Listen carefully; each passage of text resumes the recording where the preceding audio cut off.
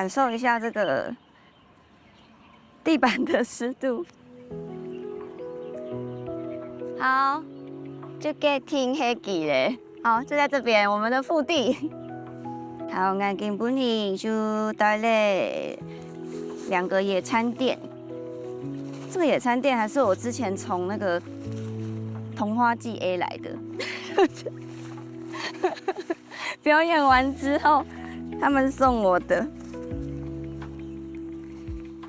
因为今天稍微比较潮湿一点，所以呢，我就带了两张野餐垫。地板太湿的时候会坐一坐，会发现就是会陷下去。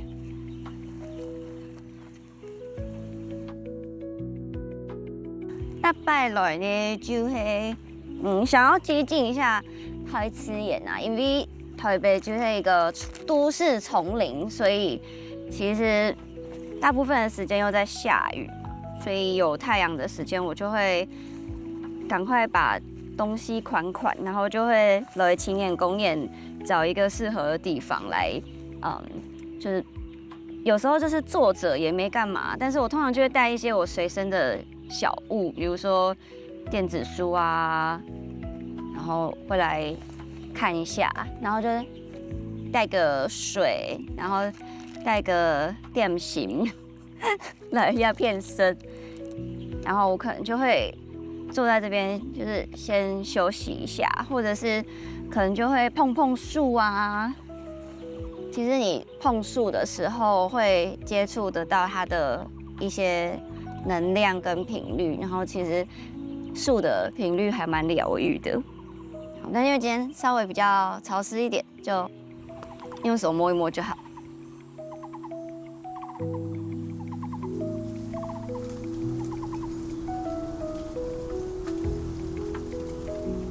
啊，因为产潮湿的时候，上面其实都会有一些小虫。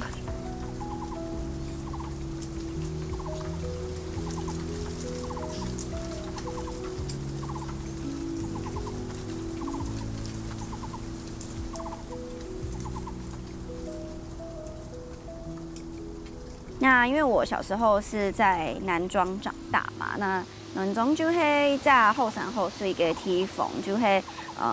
很乡下的地方，然后随时都可以听得到虫鸣鸟叫啊，然后看得到树，然后像我们家前面还有小河流这样子，所以其实我后来到台北以后有压力的时候，就会很